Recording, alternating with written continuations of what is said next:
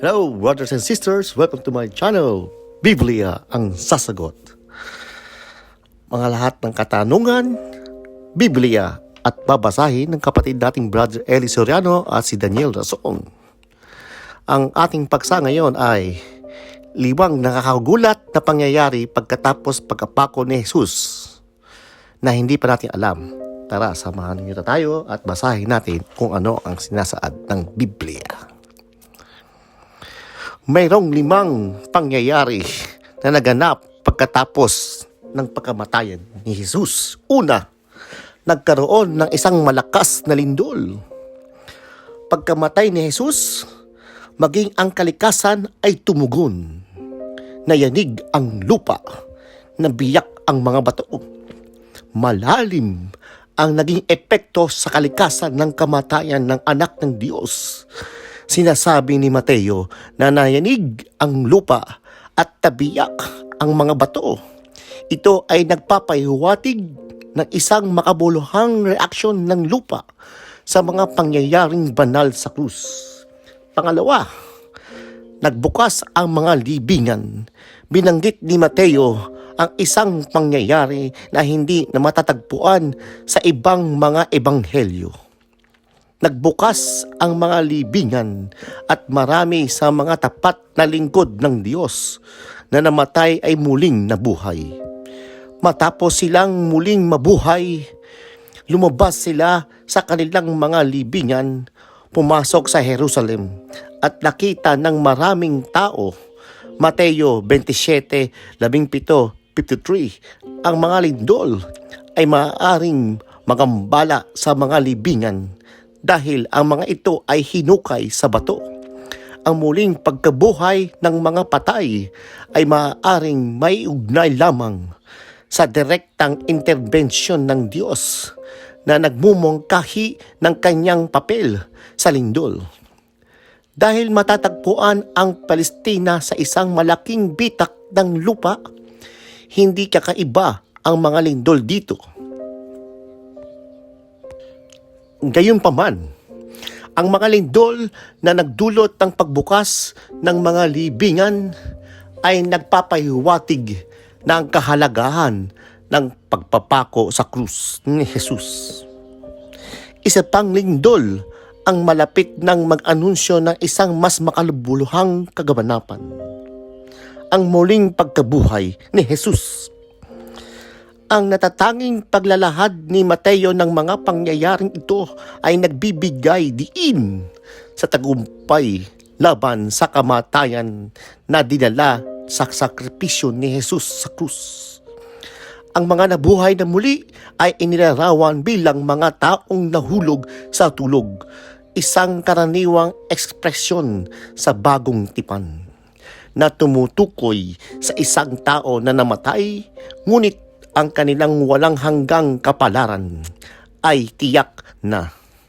Katulad ng paunang patotoo, ang himalang muling pagkabuhay ng mga santong ito at itlang pagpapakita sa Jerusalem ay nagsisilbing isang makapangyarihang patotoo sa gawang pagtubos ni Jesus sa krus at kasunod ng kanyang muling pagkabuhay. Ang terminong santo ay malamang na tumutukoy sa mga iginagalang na figura mula sa lumang tipan, tulad ng mga bayani at martir ng kasaysayan ng Israel na pinili upang magpatotoo sa mga pambihirang pangyayari. Ang kanilang pagpapakita sa Jerusalem ay nagsisilbi bilang patunay sa bisa ng sakripisyo ni Jesus. Ito ay paunang larawan sa doktrina ni Pablo tungkol kay Jesus bilang ang una sa mga patay, proclamation. Ngunit sa katotohanan, si Kristo ay muling nabuhay mula sa mga patay.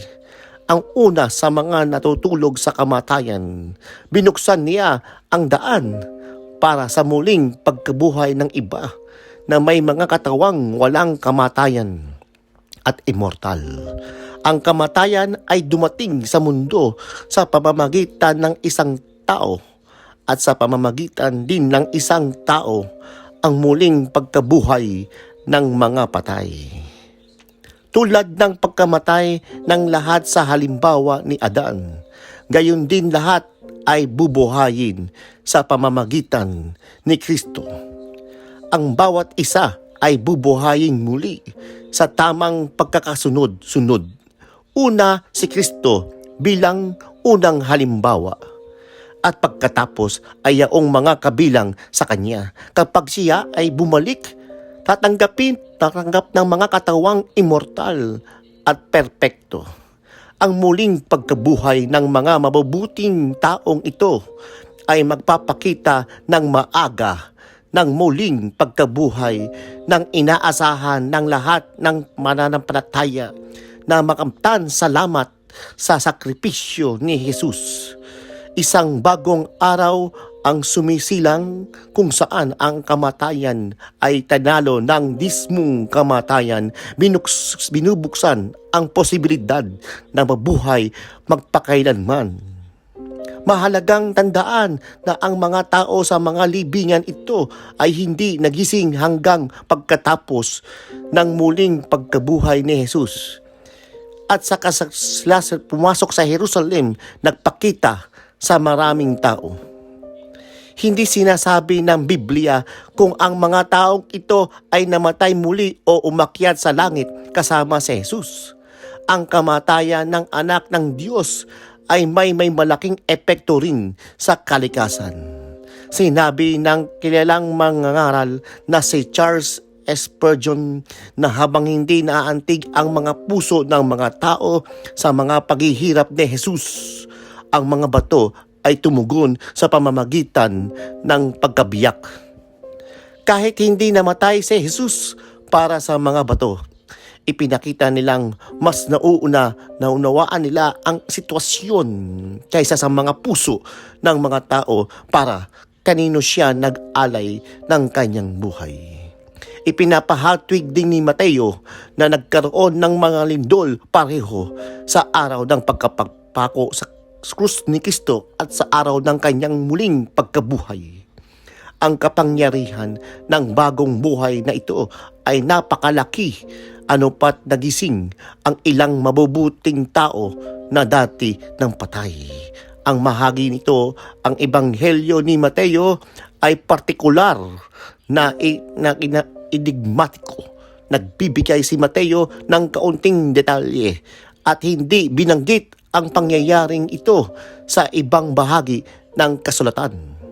Ang ikatlong kahangahangang pangyayari ay ang pagpunit ng tabing ng templo. Mateo. Habang muli siyang sumigaw ng may malakas at masakit na tinig, kusang loob niyang isinuko ang kanyang espiritu sumusunod sa plano ng Ama sa pamamagitan ng paghihiwalay ng kanyang espiritu mula sa katawan. Kasabay nito, ang tabing na naghihiwalay sa banal-banalan ng templo ay napunit mula itaas hanggang ibaba na sinamahan ng isang lindol at pagkabiyak ng mga bato. Ang napunit na tabing ay may mahalagang simbolikong kahulugan na nagsilbing tanging hadlang sa templo na naghihiwalay sa banal na lugar mula sa pinakabanal na lugar. Malinaw na inilalarawan nito ang paghihiwalay sa pagitan ng Diyos at sangkatauhan. Acts ay nagpapahiwatig na sa mga unang araw ng simbahan, maraming mga pari ang yumakap sa pananampalataya. Posible na ang pagpupunit ng tabing ay nagbigay diin sa kahalagahan ng gawain ni Jesus para sa kanila, na nagpapaliwanag kung paano naging kilala ang pangyayaring ito. Sa Hebreo, mas panglilinaw ang kahulugan ng estruktura ng templo na may isang tabing na naghihiwalay sa kabanal-banalan ng lugar na kumakatawan sa presensya ng Diyos mula sa kanatitirang bahagi ng templo kung saan naninirahan ang mga tao. Sa katunayan, ang lumang tipan ay nakatakdang ng mga regulasyon para sa pagsamba at sa santuaryong panlupa. Isang banal na tulda na kinakailangan ng panlabas na seksyon na may kalendaryo at tinapay na inendog na kilala bilang banal na lugar ay itinatag. Sa likod ng mga pangalawang tabing ay may isa pang silid, ang kabanal-banalang lugar, ang pinakaloob ng santuwaryo. Ang aklat ng Exodo ay naglalarawan sa paggawa ng tabing ng templo na yari sa asul, pupura, sa eskarlata at lino na hinabi. Ngayon, si Kristo ay naglilingkod bilang ating pinakamataas na pari at bilang pananampalataya sa kanyang natapos na gawain, tayo ay bahagi ng kanyang mas mataas na pagkasaserdote. Sa pamamagitan niya, mayroon tayong access sa kabanal-banalang lugar. Hebreo ay nagsasabi, sa pamamagitan ng dugo ni Jesus, ngayon ay mayroon tayong katapangan na pumasok sa pinakabanal na lugar sa pamamagitan ng isang bagong at buhay na daan na binuksan niya para sa atin sa pamamagitan ng tabing na ang kanyang katawan.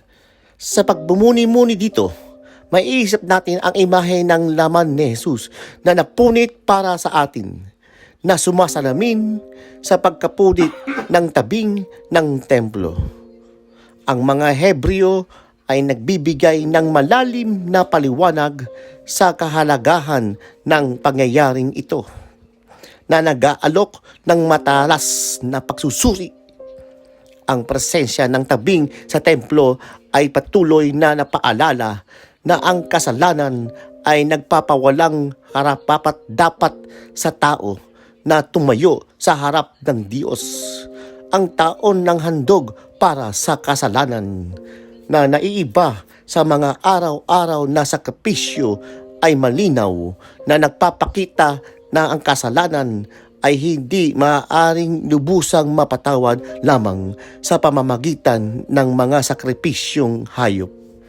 Sa pamamagitan ng sakripisyo ni Jesus sa krus, ang mga harang sa pagitan ng Diyos at sa katawan ay naalis at nagpapahintulot sa atin na lumapit sa Diyos ng may kumpiyansa at katapangan. Hebreo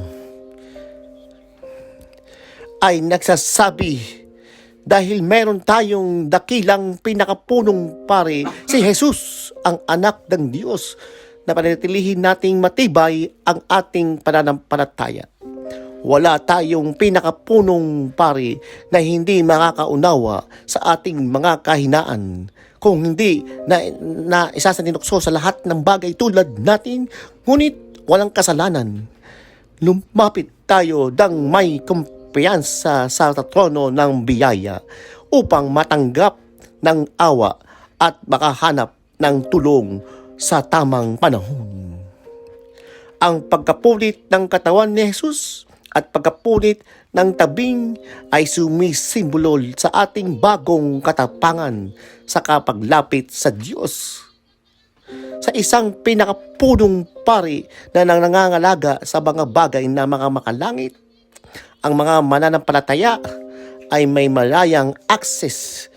Nang mamatay si Kristo, isang di nakikitang puwersa ang nagpunit sa mabigat na tabing ng templo na pinapag-isa ang loob ng santuaryo sa panlabas na pagpastiyo. Ang kamatayan ni Jesus ay nagdulot ng mga lindol, nagmumungkahi ng malalim na kaugnayan sa pagitan ng lumikha at ng nilikha, lalo na ang dilim ay bumalot sa lupa Mula isa kaina-anim hanggang ikasyam ng oras, isang makabuluhang pangyayari, isang makapal na dilim ang bumalot sa buong lupa. Tulad ng ng propesiya sa mga kasulatan, Amos, ang Panginoon ay nagpadilim sa araw ng kalagitnaan ng araw.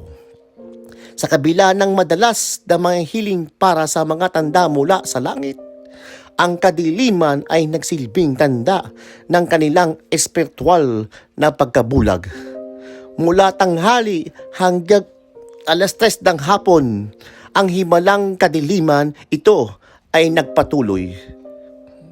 Hindi ito maaaring maging isang eclipse dahil nangyari ito sa panahon ng buong buwan.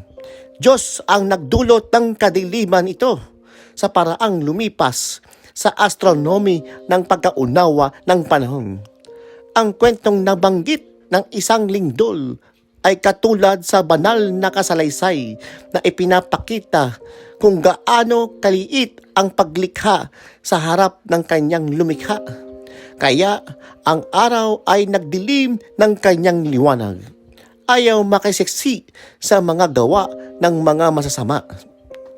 Sa mahalagang sandaling iyon, ang kadiliman ay maaaring magkaroon ng iba't ibang kahulugan.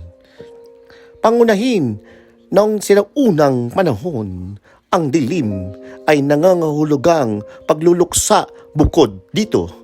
Ito ay nauugnay sa kamatayan ng mga dakilang tauhan, isang pamilyar ng simbolo ng kapwa sa mga hentil at sa mga Hudyo na maaaring bigyang kahulugan ito bilang isang kosmeskong tanda ng kamatayan ng isang hari. Ang dilim ay sumisimbolo rin sa banal na paghuhukom tulad ng inilahad sa Mateo. Nagbukas ang libingan at maraming banal ang muling nabuhay, nagpapatunay sa kapangyarihan ng muling pagkabuhay. Ang mga pangyayaring ito sa banal na lungsod ay nasaksihan ng marami. Habang ang nangyayari, ang mga ito naiintindihan ng bantay na sundalo ang kawalang sala ni Jesus. Inilarawan sa Mateo. Ang senturyon na ng kanyang mga tauhan ay itinalaga upang panatilihin ang kaayusan habang nagaganap ang pagpapako sa krus. Nakasaksi sa lindol at iba pang kababalaghan. Punong-puno ng kamangha-mangha at takot, kinilala nila si Jesus bilang anak ng Diyos. Ang senturyon na karaniwang namumuno sa 100 sundalo ay kilala sa kanyang katapangan at kasanayan na nag-angat sa kanya sa ranggo ng militar. Upang magtagumpay sa kanyang tungkulin, kinailangan panatilihing ng senturyon ang isang walang kinikilingan at mahusay na saloobin na mahigpit na sumusunod sa mga utos mula sa itaas. Gayunpaman, ang tanawin ng pagpapako sa krus ni Jesus ay napakakahanga-hanga na maging ang opisyal ng Romanong ito ay kinilala si Jesus bilang anak ng Diyos. Ang pagkilalang ito ay nagpapahiwatig ng kawalang sala ni Jesus na malinaw na kakaiba sa krimen ng kanyang hinatulan. Marahil ay nakikipalaban ang senturyon sa maraming damdamin na pagtagto na ang pinagkasasiwaan niya ang pagpapatupad sa isang inosenteng tao. Hindi ito nasalta ng isang duwag na baguhan o ng isang madaling maimpluwensyang sundalo.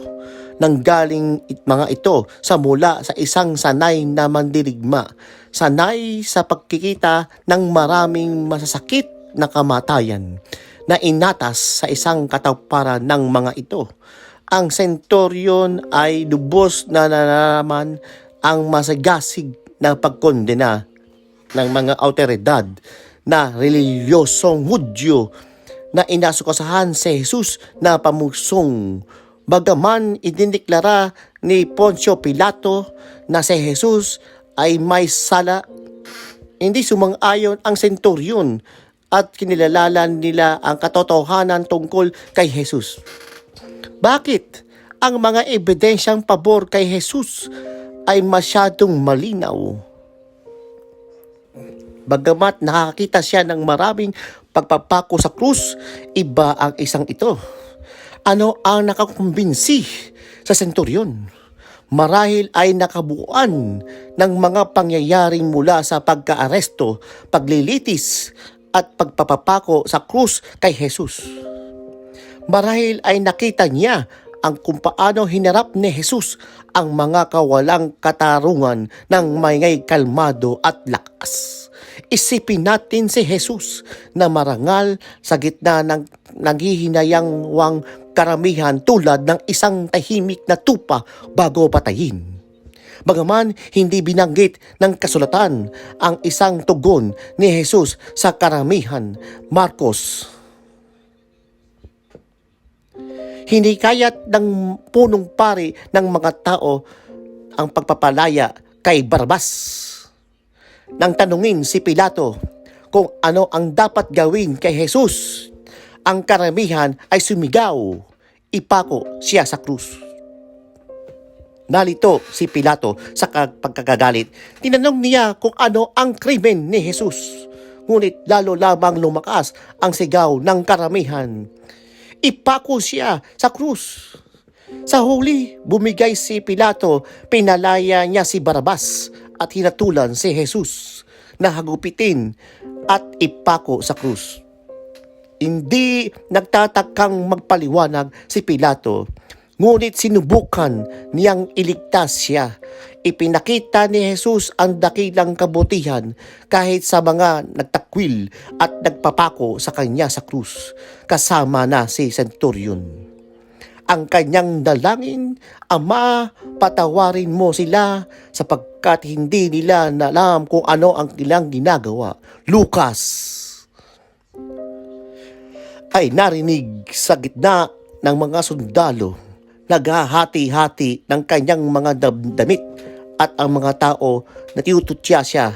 Marami ang mga nangungutya sa kanyang sinasabi, kung ikaw ang Mesiyas, iligtas mo ang iyong sarili. Inalok siya ng mga sundalo ng suka, tinutuya siya. Iligtas mo ang iyong sarili, hari ng mga Hudyo.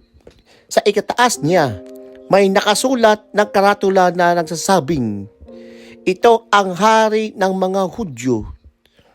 Sa gitna ng kaguluhan, isa sa mga kriminal ng tabi niya ang nag-insulto sa kanya. Ngunit nanatiling kalmado si Jesus. Hindi nag-alala para sa kanyang sarili, kung hindi para sa kanila. Nagaganap ang eksena habang nagpapasabog ang mga sundalo nara sa kanyang mga damit na tinutupad ang propesiya Mateo.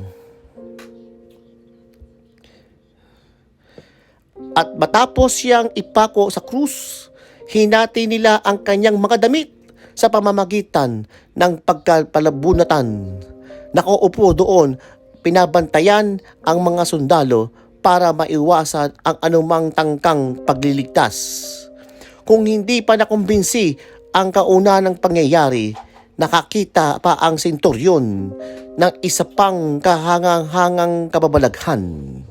Ang reaksyon ng kalikasan. Ang dramatikong pangyayari sa mga huling oras ni Kristo ay lubos na nakapagbal sa mga senturyon sapagkat hindi pa siya nakakita ng kahit anumang tulad dito.